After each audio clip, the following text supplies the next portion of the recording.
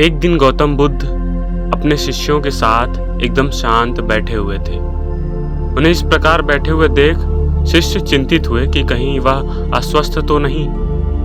एक शिष्य ने उनसे पूछा कि आज वह मौन क्यों बैठे हैं, क्या शिष्यों से कोई गलती हो गई है।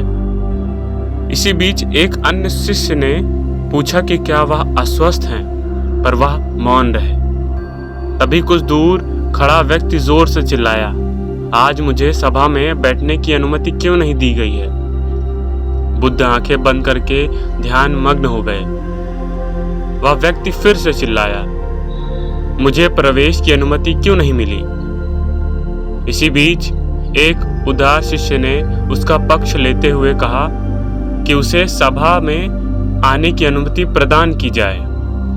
बुद्ध ने आंखें खोली और बोले, नहीं, वह अछूत है, उसे आज्ञा नहीं दी जा सकती। यह सुनकर शिष्यों को बड़ा आश्चर्य हुआ। बुद्ध उनके मन का भाव समझ गए और बोले, हाँ, वह अछूत है। पर कई शिष्य बोले, हमारे आश्रम में जात पात का कोई भेद नहीं, फिर भी वह अछूत कैसे हो गया। तब बुद्ध ने समझाया, आज वह क्रोधित होकर आया है।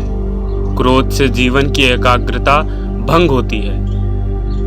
क्रोधी व्यक्ति प्रायः मानसिक हिंसा कर बैठता है, इसलिए जब तक वह क्रोध में रहता है तब तक अछूत होता है। इसलिए उसे कुछ समय एकांत में खड़ा रहना चाहिए।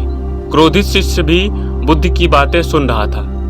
पश्चाताप की अग्नि में तप कर वह समझ चुका था कि अहिंसा ही मनुष्य का महान कर्तव्य व परम धर्म है।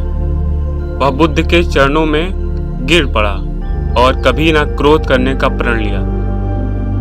इस कहानी से हमें यह सीख मिलती है कि क्रोध के कारण व्यक्ति अनर्थ कर बैठता है और पश्चाताप उसे बाद में होता है, जिसका कोई लाभ नहीं मिलता। इसलिए हमें क्रोध नहीं करना चाहिए।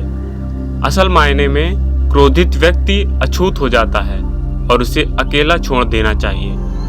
क्रोध करने से तन, मन और धन तीनों की हानि होती है। क्रोध से ज्यादा हानिकारक कोई और वस्तु नहीं।